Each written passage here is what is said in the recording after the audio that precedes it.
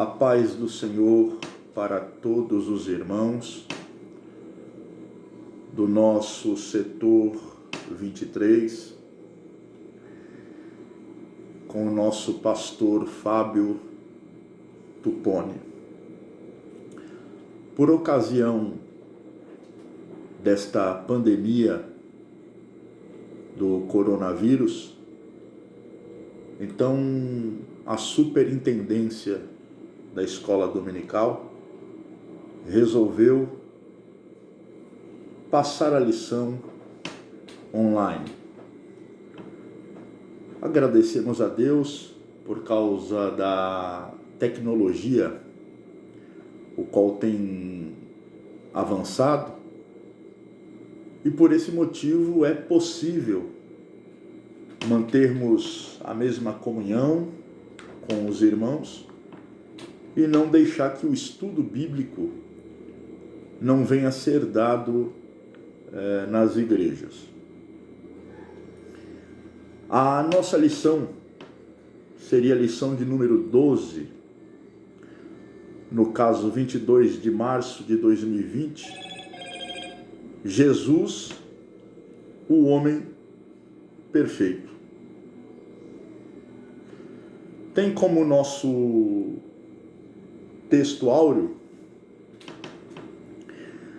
e Jesus crescia em sabedoria e em estatura e em graça para com Deus e os homens. Evangelho de Lucas, o capítulo 2 e o versículo 52. A verdade prática da nossa lição: verdadeiro homem e verdadeiro Deus. O Senhor Jesus Cristo é igual ao Pai e semelhante a nós. Sua divindade e humanidade não são aparentes, são reais, perfeitas e plenas. Nesta lição, nós vamos descobrir juntos e aprendermos que o Evangelho de Lucas é o Evangelho do Filho do Homem. E existe uma razão, o porquê que Lucas, que era o médico, que também escreveu o livro de Atos dos Apóstolos, ele menciona Cristo, o nosso Senhor, como Filho do Homem. Nós vamos ver no decorrer da nossa lição. A leitura bíblica em classe, Evangelho de Lucas, capítulo 2, versículo 40 ao 52. E o menino crescia e se fortalecia em espírito, cheio de sabedoria, e a graça de Deus estava sobre ele. Ora, todos os anos iam seus pais a Jerusalém, à festa da Páscoa. E tendo ele já 12 anos, subiram a Jerusalém, segundo o costume do dia da festa. E regressando eles, terminados aqueles dias, ficou o menino Jesus em Jerusalém, e não o souberam seus pais. Pensando, porém, eles que viria de companhia pelo caminho, andaram caminho de um dia e procuravam-no entre os parentes e conhecidos. E como não o encontrassem, voltaram a Jerusalém em busca dele. E aconteceu que, passados 3 dias, o acharam no templo, assentado no meio dos doutores, ouvindo-os e interrogando-os. E todos os que ouviam admiravam a sua inteligência e respostas. E quando o viram, maravilharam-se, e disse-lhe sua mãe: Filho, por que fizeste assim para convosco? Eis que teu pai e eu ansiosos te procurávamos. E ele lhes disse: por que é que me procuráveis? Não sabeis que convém tratar dos negócios de meu Pai? E eles não compreenderam as palavras que lhes dizia. E descendo com eles, e foi para Nazaré, e era-lhe sujeito, e sua mãe guardava no coração todas essas coisas. E crescia Jesus em sabedoria, e em estatura, e em graça para com Deus e os homens. O texto áureo, irmãos, desta lição, ele já nos dá uma lição, um aprendizado muito grande. Porque a Bíblia diz: e crescia Jesus em sabedoria, em estatura, que seria o seu corpo, o desenvolvimento do seu corpo, e em graça. Graça é o favor imerecido de Deus para conosco. Então Jesus crescia em sabedoria, ele crescia em estatura e ele crescia em graça. Houve um tempo na nossa igreja, irmãos, agora, graças a Deus, que isso tem caído, não tem prevalecido mais. Mas que estudar a Bíblia, fazer um curso teológico, era algo repugnante. Ainda hoje, nos nossos púlpitos, os que são teólogos, os que se dedicaram ao estudo bíblico, ainda hoje eles são atacados por esta razão. Mas veja bem, irmãos, o que o texto está dizendo, que Jesus crescia em sabedoria. Ou seja, todo cristão, todo servo de Deus, ele precisa ter conhecimento, ele precisa ter sabedoria que vem de Deus para as nossas vidas. Outro detalhe importante, irmãos, neste capítulo que nós lemos, desta lição, olha o que diz o versículo 46. E aconteceu que, passados 3 dias, o acharam no templo, assentado no meio dos doutores, ouvindo-os e interrogando-os. Irmãos, quem está no meio de doutores está para aprender. E o texto mostra algo importante para nós, que ele estava interrogando os doutores, ou seja, ele queria aprender mais sobre o reino de Deus, sobre a lei judaica na época aqui, a cultura judaica era de extrema importância ele aprender, só para nós começarmos a nossa aula. Entrando no tópico primeiro, porque essa lição, como ela é online, o que nós vamos fazer? Eu vou dar um resumo de toda a lição para os irmãos. Mas o tópico 1 aqui, Jesus, verdadeiro Deus. Todos nós sabemos que Jesus, ele tinha 2 naturezas. A natureza humana e a natureza divina.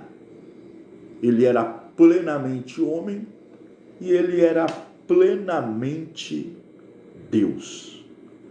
Agora, irmãos, um fato interessante é uma pergunta que se faz no dia a dia, no mundo acadêmico, teológico, em escolas bíblicas. Jesus, na sua natureza humana, ele usou dos seus atributos divinos? Uma pergunta. Ou será que tudo que Jesus fez foi através do poder do Espírito Santo. Vejamos, se Paulo, escrevendo a sua carta aos Romanos, ele disse que o primeiro Adão fracassou, mas o segundo Adão, esse não iria fracassar, esse iria vencer. O que nós pensamos? Pensamos o seguinte, é que Jesus não usa nenhum dos seus atributos na sua natureza humana. Ele não utiliza de atributos divinos. Um exemplo, ele não utiliza-se do seu atributo da onipotência, da onipresença, da onisciência. Eu já vi alguns pregadores, eles dizerem, como Jesus sabia tudo, ele tinha o atributo da onisciência, então ele sabia o que os homens estavam pensando no coração. Não. Ali seria o discernimento do Espírito. Discernimento de Espírito. Ali ele está utilizando dons espirituais. Dons espirituais. Então, quando ele diz, por que arrazoais em vossos corações, por exemplo, ele está tendo pelo Espírito a revelação do que aqueles homens eles estão pensando. Filipenses, capítulo 2, do verso 5 ao 11, diz que ele, sendo Deus, não usurpou ser como Deus, antes ele se esvaziou de si mesmo. Não é isso?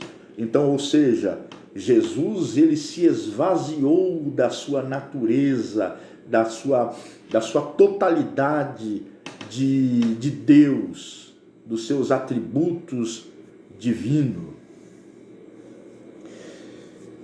Isso é muito discutido nas igrejas, nos dias atuais. Ele veio na sua natureza humana e ele veio na sua natureza divina. Nós não podemos negar isso. Quando João, o apóstolo João, ele escreve, inclusive foi a nossa lição anterior, falando sobre o espírito do anticristo, ele está dizendo que todo aquele que negar que Jesus veio em carne é o espírito do anticristo. Então Jesus, ele nasceu de uma natureza humana. Ele só não usa os seus atributos divinos. Ele vence Satanás como homem, como ser humano. Entrando aqui no segundo tópico, Jesus, verdadeiro homem. É interessante essa questão, porque Lucas, ele escreve aos gregos, e os gregos, eles procuram a perfeição. Tudo para os gregos, teria que ser perfeito. Tudo. Eles buscavam a sabedoria, eles buscavam aquilo que era magnífico. Então, Lucas, escrevendo aos gregos, ele diz que Jesus é o Filho do homem, justamente por esta questão. O que Lucas está dizendo aos gregos? Lucas está dizendo que toda a perfeição, que toda a sabedoria está em Jesus Cristo. Por isso a expressão Filho do homem. É logicamente que a palavra o Filho do homem não aparece só no Evangelho de Lucas. O próprio Jesus, ele falou acerca dele mesmo, se referindo ao Filho do homem. Então, o que ele está se referindo ali é justamente a sua natureza humana. E o que quer dizer Filho do homem? Quer dizer que ele tinha natureza humana. Justamente isso é o que se refere quando a Bíblia se refere a Jesus como o Filho do Homem. Um outro detalhe desta lição que diz: Jesus estava no seio do Pai? Sim, desde a criação de todas as coisas. Não existe nenhuma mentalidade, não existe nenhum teólogo, não existe nenhum PhD que venha dizer que Jesus não estava com o Pai. Desde o começo ele estava com o Pai. Quando a Bíblia diz no livro de Gênesis, o capítulo 1, e no princípio criou Deus os céus e a terra. Ali já estava a pessoa de Cristo. Até mesmo porque a palavra Deus que aparece ali é Elohim. E Elohim está no plural. Por que no plural? Pai, Filho e Espírito Santo. Você já observou uma coisa interessante neste versículo? É que diz: no princípio criou Deus o céu e a terra. E diz assim: no princípio criou, está no singular, não está criaram. Criou Deus. Por quê? Pai, Filho e Espírito Santo. Uma mesma pessoa. Não é? Então, outro detalhe, ele foi profetizado no Antigo Testamento? Sim. Qual é a primeira referência bíblica falando acerca de Jesus? A primeira referência bíblica é Gênesis capítulo 3, versículo 15. Vamos ver o que diz lá, só para nós entendermos mais o texto que está dizendo. Eu vou abrir aqui a minha Bíblia. Gênesis, o capítulo 3 e o versículo 15. E porém inimizade entre ti e a mulher, e entre a tua semente e a sua semente. Esta te ferirá a cabeça, e tu lhe ferirás o calcanhar. Ou seja, Satanás iria ferir a Cristo no calcanhar, mas Cristo iria ferir a Satanás na sua cabeça, se referindo ali à cruz do Calvário. Romanos capítulo 16, versículo 20, está escrito assim: e o Deus de paz, em breve, esmagará Satanás debaixo dos seus pés. Então, ele foi profetizado no Antigo Testamento. Existem várias referências bíblicas, teofanias, que indicam que a manifestação de Cristo no Antigo Testamento. Por exemplo, vamos falar aqui de uma teofania. Nós sabemos que anjos, eles não são oniscientes. E a Bíblia diz que 3 anjos visitam Abraão. E a Bíblia relata que Sara, ela riu. E quando Sara, ela riu, ela estava dentro da tenda. E ela riu. E um daqueles anjos que estavam visitando a casa de Abraão disse: por que Sara, tua mulher, riu? Então isso é onisciência. Anjo não é onisciente. Então dá-se a entender ali uma teofania. O que é uma teofania? É a manifestação de Deus através dos anjos, através de pessoas. Não é isso? Então ele foi profetizado no Antigo Testamento. E o Verbo, que é Cristo, ele encarnou no Novo Testamento. No Novo Testamento ele toma forma humana. Você quer conhecer quem é Deus? Você quer saber quem é Deus?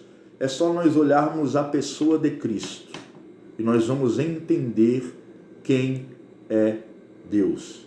Ele é a imagem, a semelhança, não é, de Deus.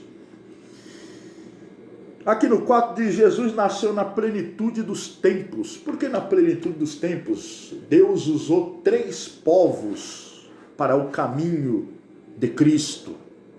3 povos.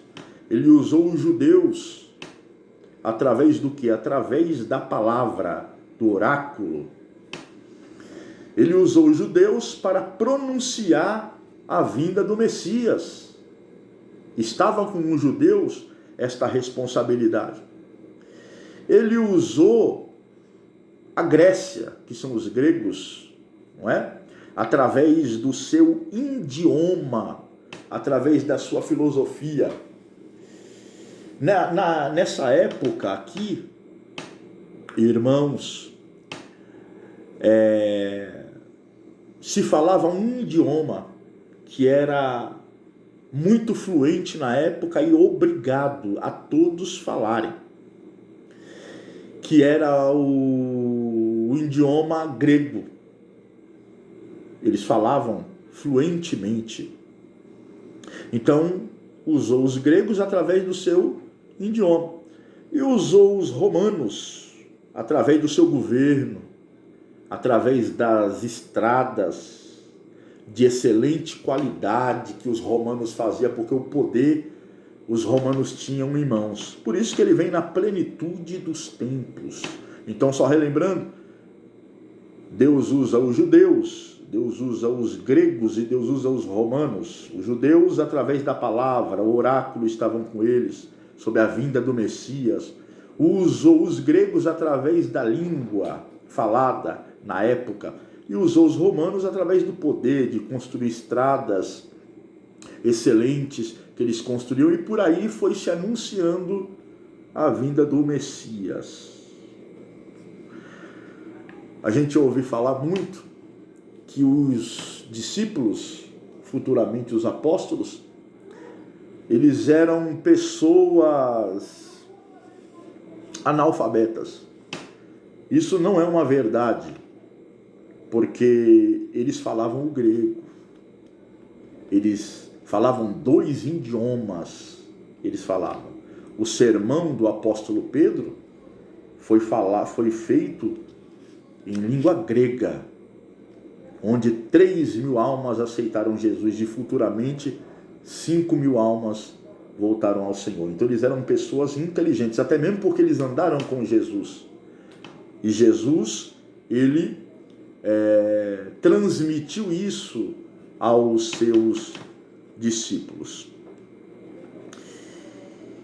O terceiro tópico, finalizando a nossa lição, fala de Jesus, o homem perfeito.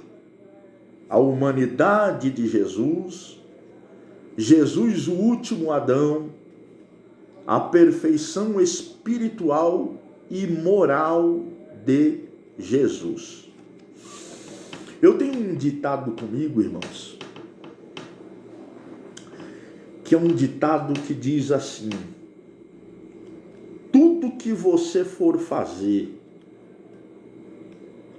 você pense assim: o que Jesus faria no meu lugar? O que Jesus faria? Ele perdoaria? Então eu devo perdoar. Ele estenderia as mãos? Então eu devo estender as minhas mãos também. Por isso que diz que Jesus, o homem perfeito. Em tudo, Jesus ele foi tentado. Tudo ele foi tentado. Mas em momento algum, Jesus ele pecou. Nós defendemos a impecabilidade de Cristo. Ele nunca pecou. Jamais ele pecou. Ele é chamado de o último Adão pela sua natureza humana.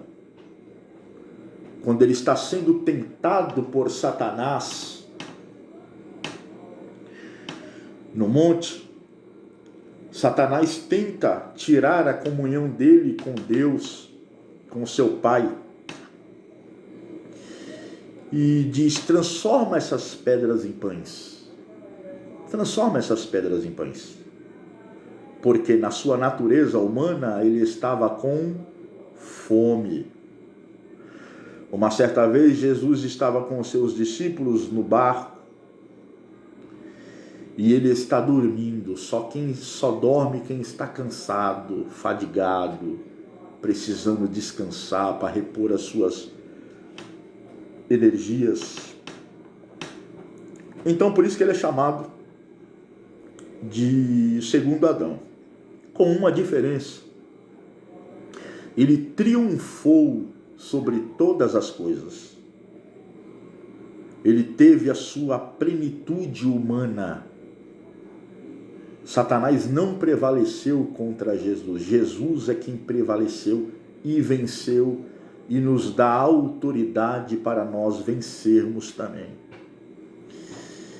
E fala da sua perfeição espiritual e moral de Jesus. Já tentaram, de algumas formas, mancharem a integridade de Jesus.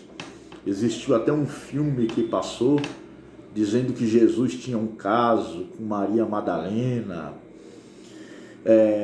Tudo isso para manchar a integridade moral que Jesus ele teve. Ele passou nessa terra como homem sem nenhuma mácula, sem nenhum erro, sem nenhum pecado que ele cometeu.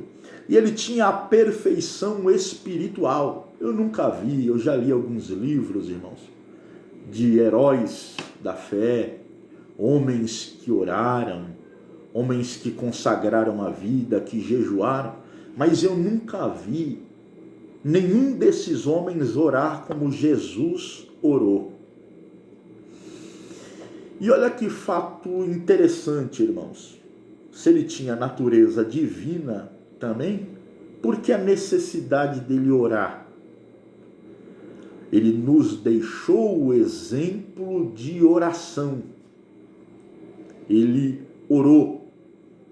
A Bíblia diz que ele passava noites em oração, em consagração a Deus.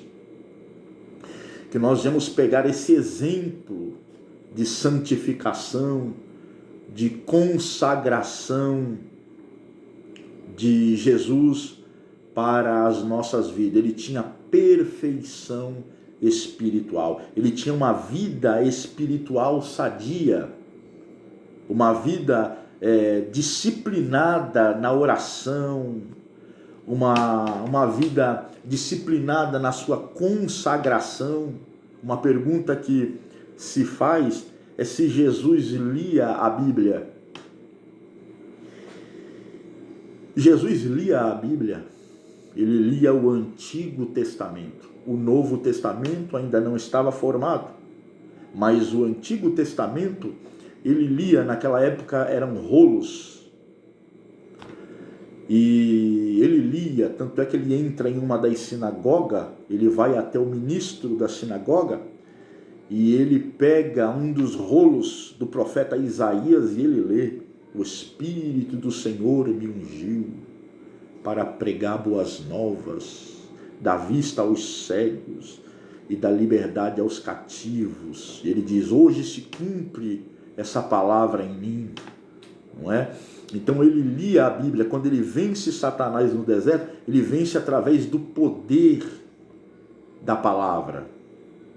Então, você quer uma perfeição espiritual? É você olhar o ministério de Jesus. É você olhar a vida que Cristo teve, uma vida perfeita na sua moral, perfeita na sua vida espiritual. É nós olharmos para Jesus e seguirmos o mesmo passo de Jesus. Eu abro um parênteses aqui para dizer que a igreja evangélica, ela não está perdendo, ela perdeu a força de orar. A igreja, ela sempre orou, mas de uns tempos para cá, ela tem perdido a força de orar. E eu penso que o cristão, ele precisa orar todos os dias ele precisa ter comunhão com Deus.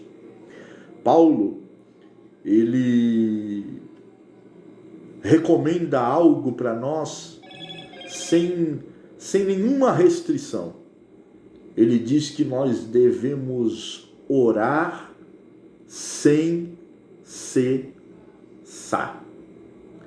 Que nós podemos voltar à nossa vida de oração, de comunhão com o Senhor. Só assim é que nós vamos vencer a nossa vida cristã. Eu quero terminar esse vídeo dizendo aos irmãos para que nós viemos nos reunir em oração, para que nós viemos nos reunir para buscarmos a presença de Deus neste tempo tão difícil que nós estamos vivendo. Que a igreja venha continuar com os joelhos no chão, orando, buscando a presença do Senhor.